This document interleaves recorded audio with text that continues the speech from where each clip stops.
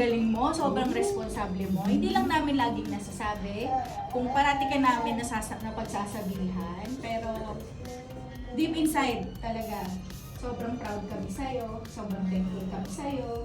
Kasi talaga naman, before ka palang mag-18, sobrang responsible mo, you take care of your brothers and sisters, sobrang caring mo, lagi mo rin ginaguide si mami, talagang nag-step up ka sa mga kapatid mo, sa family natin.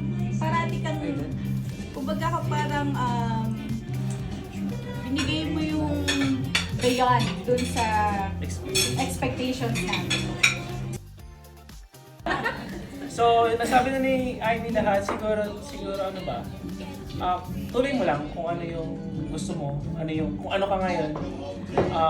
Wag mo rin kakalimutan kung ano yung pinanggalingan natin. Ano ka, anong bata ka, hanggang lumaki ka. Family first, yun tayo sa 18 ka na, yeah. Ako kasi inisip ko kanina, huwag ka masyadong magmadali. Enjoy mo lang lahat. Enjoy life. Enjoy adulthood. But, masyado po ako nagmadali. Kami ni Ivy. So, after we graduated college, she got pregnant. So, hindi pa po kami married that time. So, Got pregnant with him. Ayan! Ring bearer! so, yun. So, akala namin nagkamali kami, hindi pala. Isa siyang blessing. Yung Nathan, yung name niya is based sa Bible, which is gift. Yeah, gift of God. So, Parang si... Pero huwag ka mag-ano. oh, yun na. Exactly! Ano nga yung Yun talaga yung pinaka, main na message is,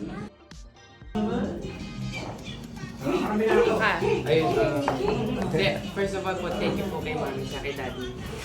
Hindi kasi, yung sa sa way niyo po ng paano palaki niyo yung mga bata, yung presence niyo. Kahit hindi kayo masyadong sobrang thankful ko lang po sa kanila kasi hindi po ako magiging Nathan ngayon yung sinasabi po nilang responsible na magaling. Kung hindi po dahil sa kanila. Tsaka sa mga grandparents ko rin po. And sa inyo rin po, thank you so much po kasi kahit bagong dating pa lang po namin to first year, parang naging part na po ng buhay namin simula noon pa. Yan lang po. Thank you so much.